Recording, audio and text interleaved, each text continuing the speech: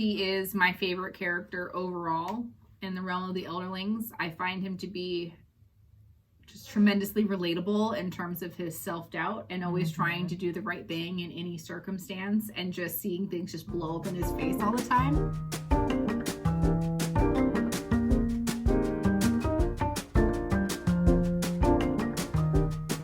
Welcome back. We're the Book Mavens. I'm Amanda, she's Rachel, and this week we are reading Fool's Assassin. It is the first book in the Fitz and the Fool trilogy, which is the final trilogy in the Realm of the Elderling series, which makes this book 14 in the overall Realm of the Elderling series. It was perfect! Oh, my first attempt! Saying 14 books. Yeah. We to get it right on the first go. go. Okay, Right. So as the name of the trilogy implies, the Fitz and the Fool trilogy, we're going back to Fitz and the Fool. We've been gone for 4 books. So the Tawny Man trilogy, then there is the Rainwild Chronicles, which is the only quartet. So we've been away from the Six Duchies for 4 books. We're back. Fitz has been living his life in Withywoods with Molly. And this is one of those books where quite a bit of time passes. She kind of, like she did with the very first Farseer books, she's kind of fast-forwarding you to where you need to be for her to pick up the story where she wants. But she doesn't. With highlights here and there. Right. In a really beautiful way. You don't really notice as much time is passing as fast as you were going. It's over 20 years. Yeah, there's like 20 years in this book. So, and then, of course, we'll find out what happens with Fitz and the Fool. So we're going to jump right into spoilers. So we pick up in this book in the happily ever after phase. Left off in the Tawny Man, Fitz and Molly had come together again. He's helping raise her children, and they go live together in Withywoods, and Lady Patience is going to go with them. And so she spans about 2 decades in the early parts of the book, and just giving you the highlights of their life together. She has these really beautiful, ordinary moments between them. And Fitz, it's just so beautiful because you just have wanted this for Fitz for so long. And he is fully embracing and enjoying his ordinary life with Molly. He doesn't take any of it for granted. Not at all. I was going to say that too. Like, he's still so in love with her. And he is just... He's so incredibly grateful for this time that he has with Molly. And it is just very beautiful to read about these little highlights that Robin Hobb includes in there of different periods of time, celebratory, and watching all of Molly's kids grow up, because she had 7, watching them all grow and leave and start their own lives. And then it really focuses on them living this very small life together, and the expectations that they had initially coming together to have a child that doesn't come to any kind of fruition. Molly, of course, now we're picking this up. The real narrative starts when they're in their 50s, and they have given up on the dream of having a child to raise together. And we're going to see that doesn't quite happen. And after some time passes, Molly approaches Fitz with the good news that she is with child. And at this point in time, Molly is in her early to mid 50s and didn't think that was physically possible anymore. She had stopped cycling years before, and Fitz, of course, is monstrously surprised by this information, as well as the household. Molly throws herself into preparing for this new baby, this child, this beloved child that they had been hoping for. And time passes and passes and passes some more, to the point where she has thrown up excuses saying that she must have calculated the due date wrong.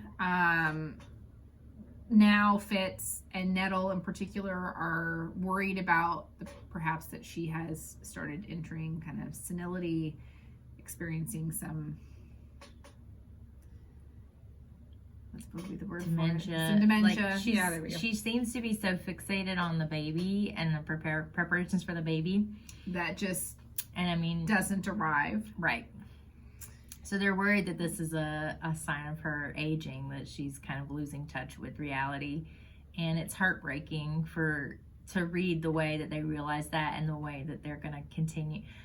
The way that Fitz struggles with figuring out what to do with Molly, because he's still so in love with her, and he's going to stay with her till the end and care for her and be in love with her. He's just trying to figure out what's the kindest thing to do. Should he, like, what he thinks is a delusion? Should I live with her in this delusion? But that is hard for him too, because it breaks his heart, because he knows that he believes there will be no child at the end of this. And so he's just struggling, like, what's the kindest thing to do? What's the best thing to do for Molly? And it's just really beautifully written. If you've ever been a caretaker for someone, it's just really beautifully written, because he's making a lot of these decisions on his own, because her children are all grown and gone. Nettle has her own life. Lady Patience has passed away at this point. So he's really trying to figure this out on his own. But he's still he just loves her so much and wants to take care of her. It's really beautiful. He does, and he has to make a decision to live with her in this delusion, or try to continuously force her to accept this reality. And he does make a decision that in the time that they have together in the nursery that Molly has built or put together, that they will engage in this fantasy. And Molly is very much aware of the fact that everyone thinks she's crazy. She's not delusional in any way, as we find out. And her willingness to accept this reality that Fitz sees, as well on her part, is remarkable. That they kind of agree that they will engage in the belief that Molly has in this private room together, that there's a baby coming, and outside of the room, as much as Molly will exist in the reality that Fitz sees, and what she is not pregnant. And so they exist this way for quite some time, and then 2 years, reiterate that, 2 years, Molly starts feeling labor pains and tells Fitz, and Fitz is like, are you sure? And Molly's like, I have had 7 children. 7. Not to I quote know Friends, what labor but pains are. No uterus, no opinion. Yes, exactly. And so Fitz is freaking out. He has no idea what's going to happen at the end of this delusion he feels like Molly is experiencing, and the fact that he doesn't think there's going to be a baby.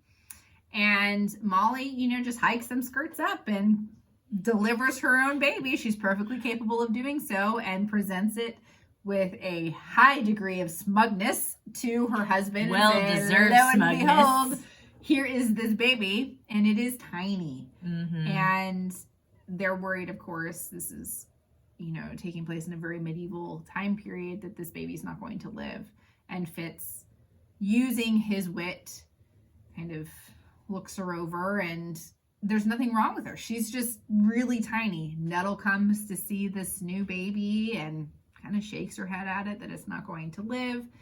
Catrican comes once again in pursuit of preserving the Farseer line, has to make sure there's not any other babies that could compete for the throne, right? So she comes, and that it's not going to live, or if it's going to live, it's going to be simple-minded. And that is the opinion many people have for years into this child's development, that she's a female child, will be simple.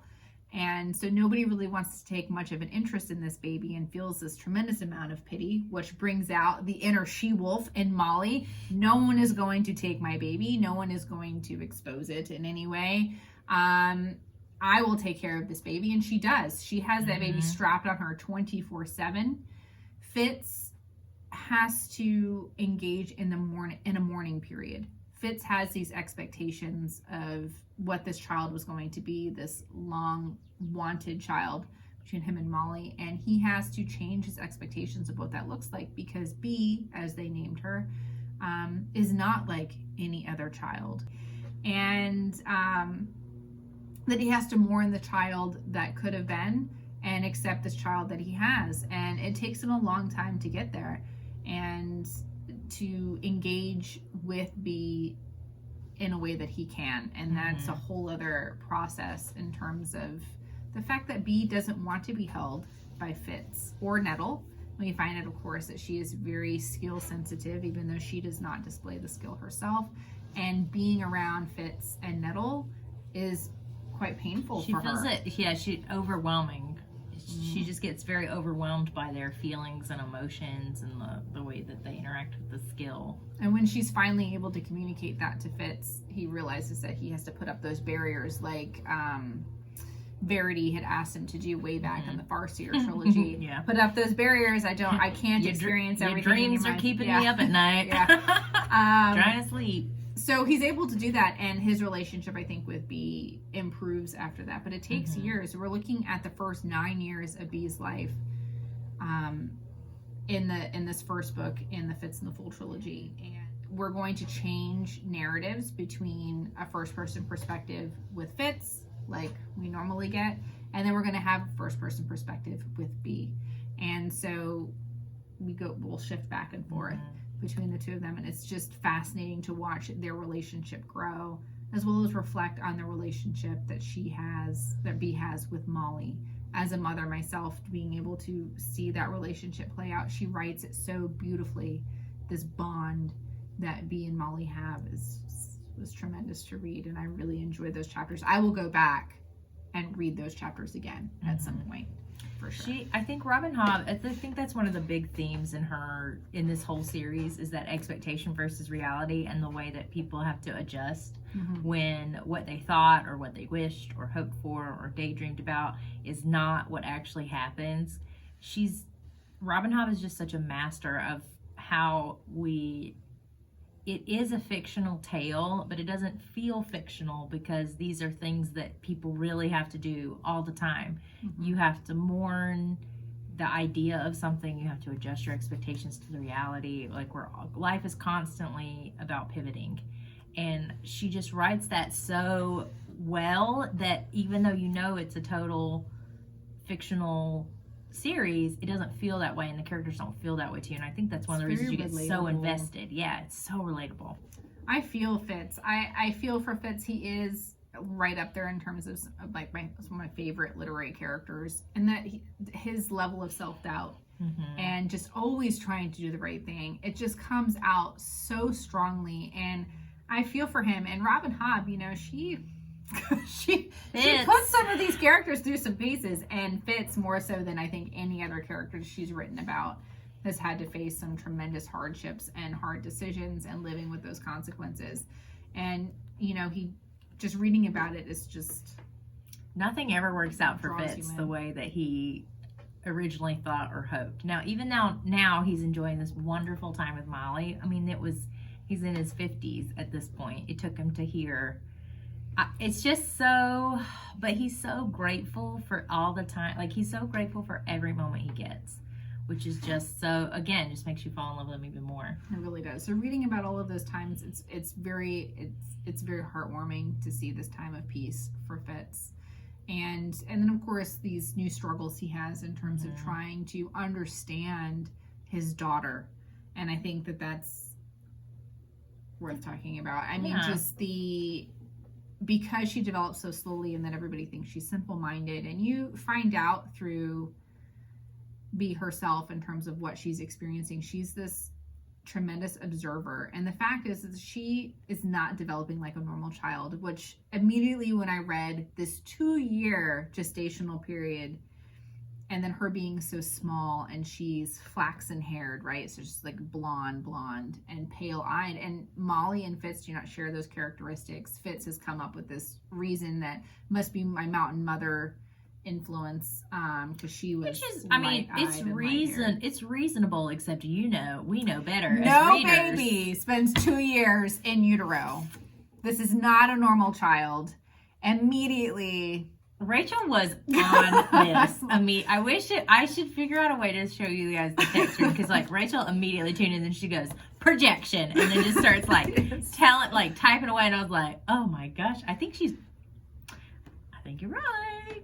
That Bee's she's a white child, like the Fool. And you read about everything that happened, especially with the dragons and the elderlings, right? That these two separate species, they spend so much time together that they start taking on each other's characteristics. So I think that is something, when we looked at the events in the Tawny Man trilogy, we know that Fitz actually has to go inside the Fool's body to be able to heal him, and that there is something there's residue of each other left there, and that they're still connected, even though the Fool severs that bond between the two of them at the end of the Tawny Man trilogy. It allows for Fitz to be able to go and start his life with Molly, and all is just so bittersweet, and that there's something left there.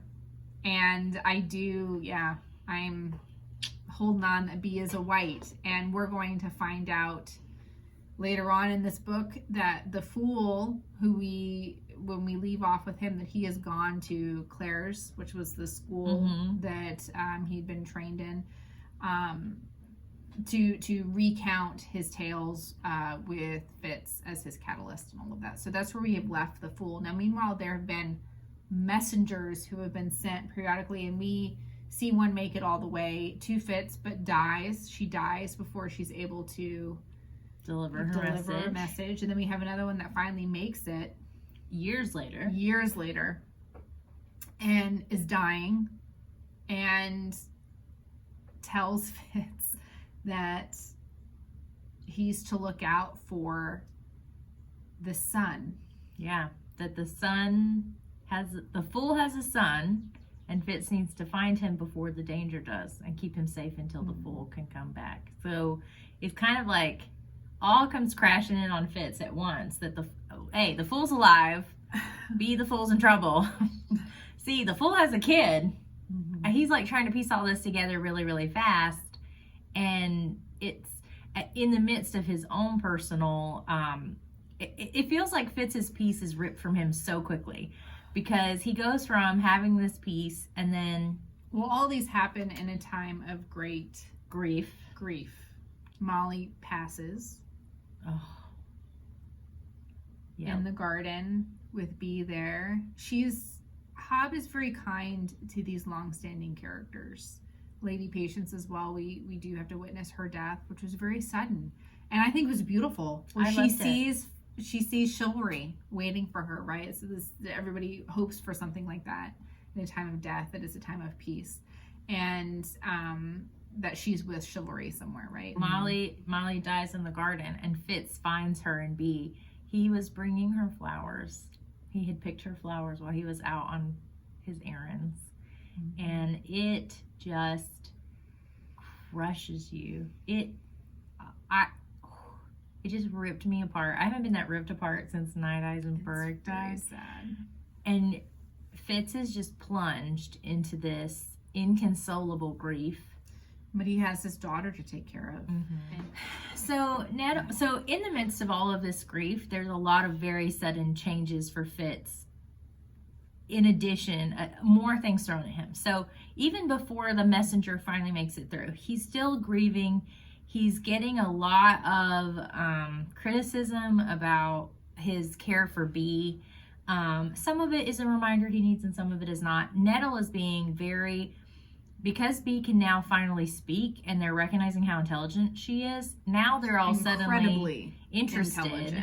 And so Nettle is like, she needs to come to that pit with me, and he's like, no.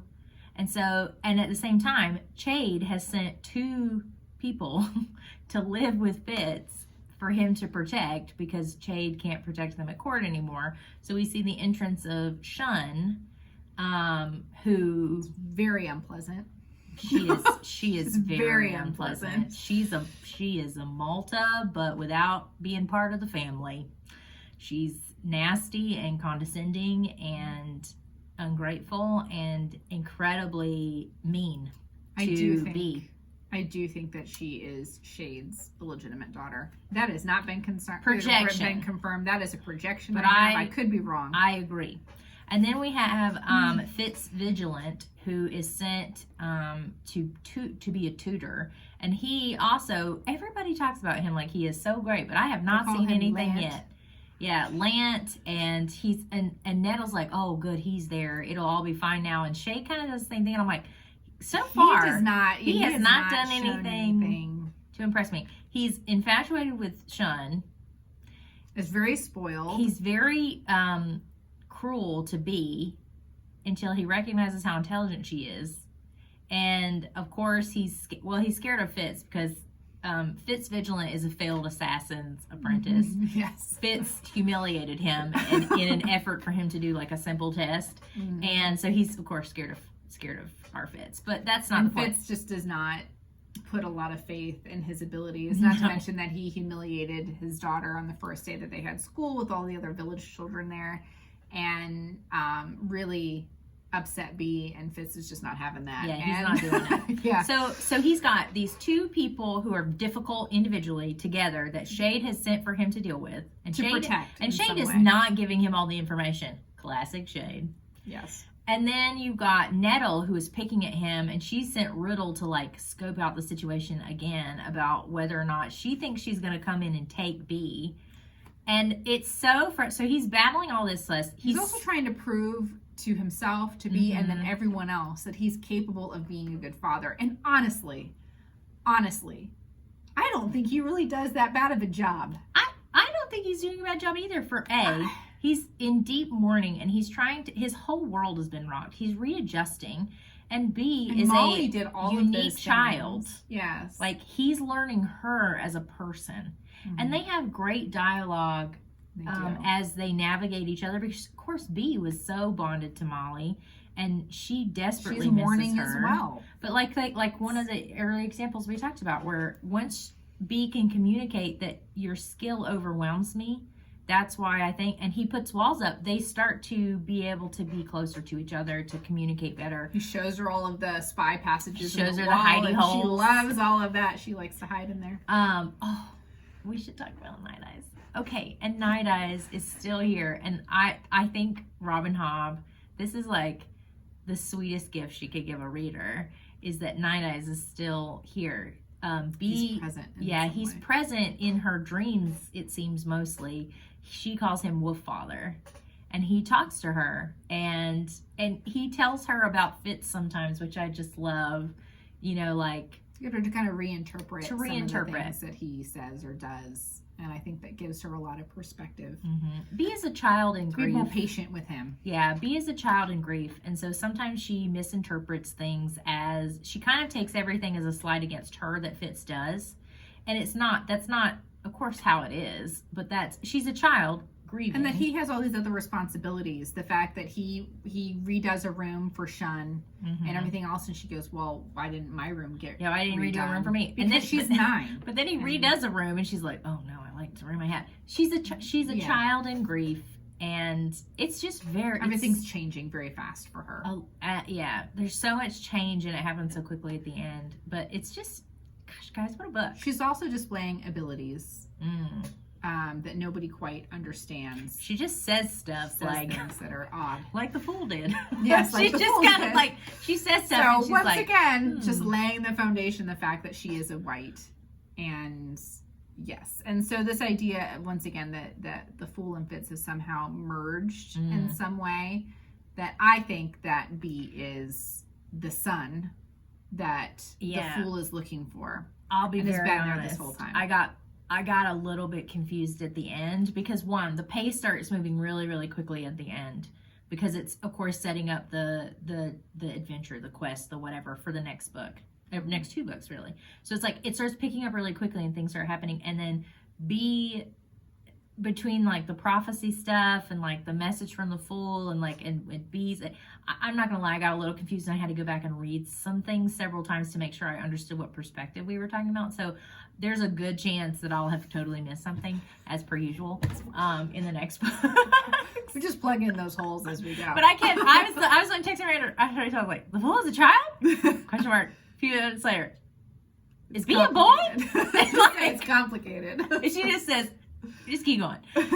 She finished before me on this one, and I did get very confused there at the end, and I'm ready to start the next one.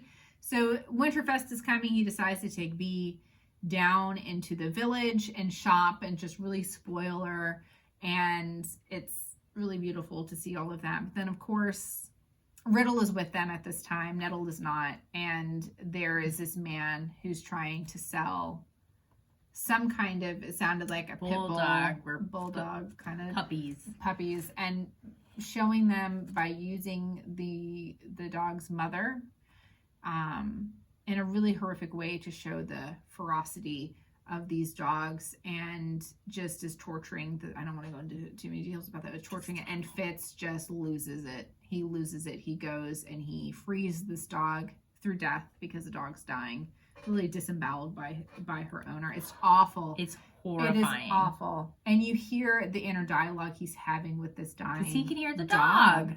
And Sorry, about it really just trying. It really did. Anybody who's owned any animals, this idea that dogs in particular always are they're pleasers. They want to please you, and her just trying to please her owner one last time. It's just devastating.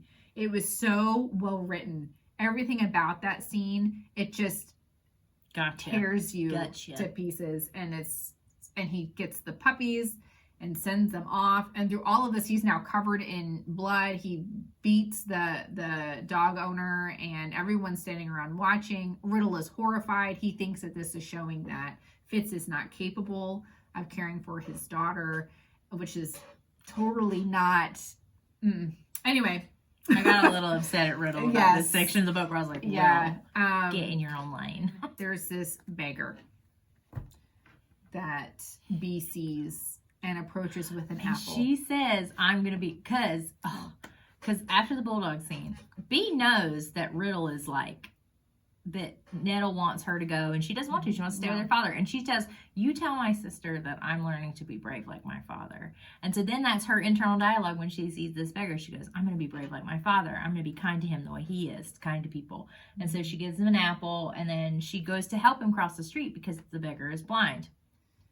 He's being kicked off of the doorstep. Where he is. It's the fool. It is the fool. Not as the fool that we have recognized. He's been blinded. He's horribly disfigured. He's been tortured. Yeah. And he picks B up and can suddenly see. And so he thinks he has found his son. And Fitz thinks that she is attacking attacking the dirty B. beggar, doesn't realize it's the fool, and goes and stabs him a whole bunch of times. And you're like, So now the fool is dying. Fitz is desperate to save him. He needs the entire skill coterie to be able to do that. So he takes him to the pillars. Yeah, and takes him to Buckkeep.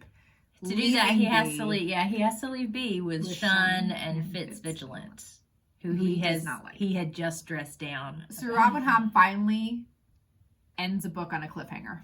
Right? I was like, when it ended, I was like, it wasn't just like she hit that page number and it was done. No, finally we end up where there's a solid, quality cliffhanger. Happening. Yeah. Quality cliffhanger. Well, that wasn't where it ended. It was with. No, it ends when B gets taken. Yeah, B gets taken. So Fitz is in so this is how she separates them. Fitz is in Buckkeep, trying to heal the fool, and the fool is, trying to explain why he's not been in contact with Fitz when clearly he was in trouble. Mm-hmm. And Fitz is, guilty. I stabbed him. I'm trying to save him.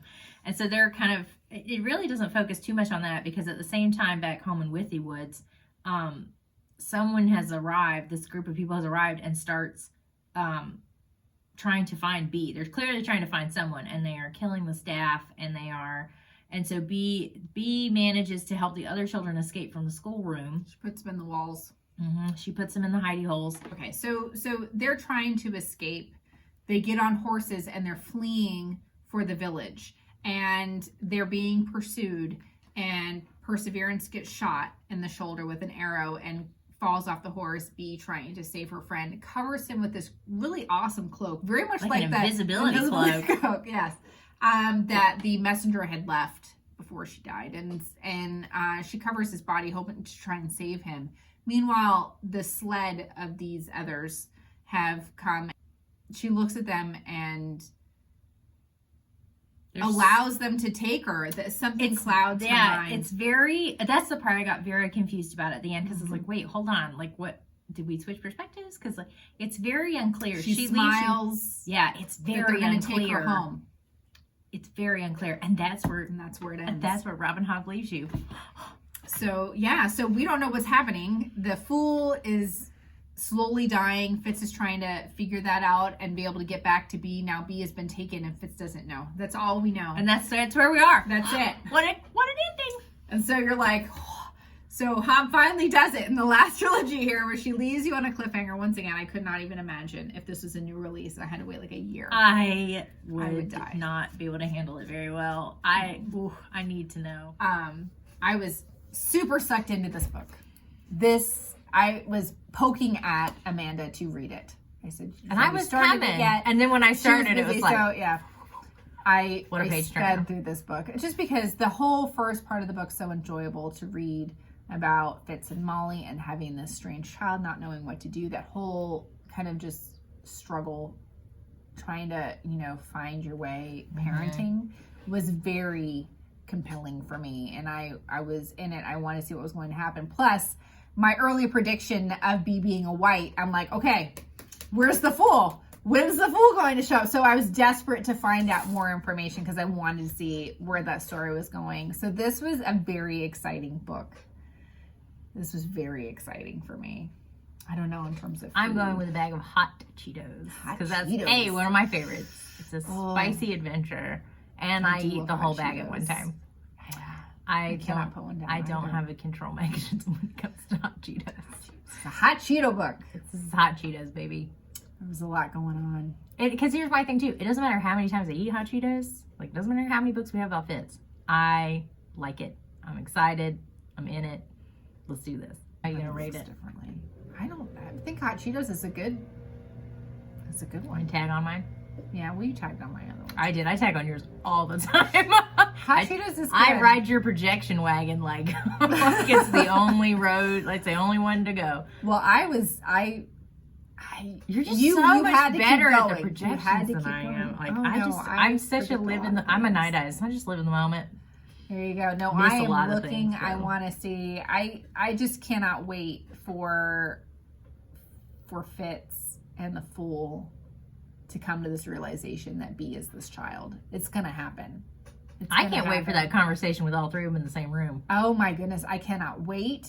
And the covers with the animals, the first one with the buck, I think was really just calling it to line that B, we have another Farseer generation with B. And I think that that's kind of representative here with the buck. But if we look at the second one, we have a new little animal friend, which is a bird in the back. I love that there's like clues coming up. Whoever does the cover designs really reads the book closely and like buries a lot of clues and Easter eggs in them, which I admire. And I love a good bird. I have to say, I do like birds. Yeah, I love a good cat. There was a good cat. There was a cat. Too, guys. It's just a very minor thing, but boy, I liked it. And this one, once again, that dragon. Woo! So excited. I need me some more dragons. I really have to say, and this was one of my big criticisms with the quartet, the Dragon Quartet, is that there wasn't a tie-in with Buckkeep. So I'm hoping that we're going to get more traveling, since the second one is a quest book, says so on the cover, that they go to Kelsingra. I'm hoping. I need some dragons. I need it. I need those two things to come together. 4 wasn't enough. No. Well, I need Fitz to be with the dragons. I need that interaction. Okay. I mean, you saw him a little bit with Tintaglia and Icefire in the Tawny Man trilogy, but I need some real interaction with them. Oh no, what's happening? Don't read the back. I've read the back of that one. It's going to test you so much. Yeah. I think this is just going to continue. Oh my gosh. Yeah. Okay, well, so tell us in the comments if you finished Fool's Assassin, what did you think? What did you feel about the ending? How do you feel about it fits in the bigger things? Talk to us in the comments. We are excited about this trilogy. Yeah. Next week, we'll be discussing the second book in the Fitz and the Fool trilogy, The Fool's Quest, where hopefully it picks up and very quickly tells us what happens with this cliffhanger from the first book.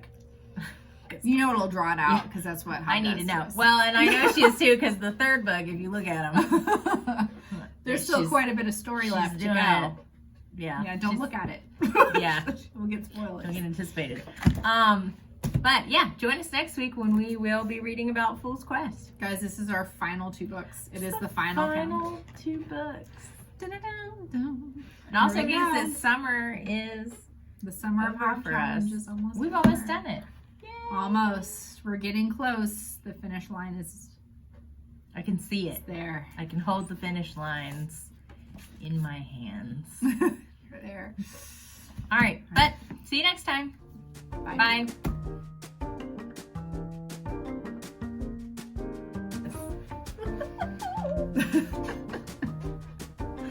Okay. All right. We're getting so- excited. Yeah. We're ready to go for the next book.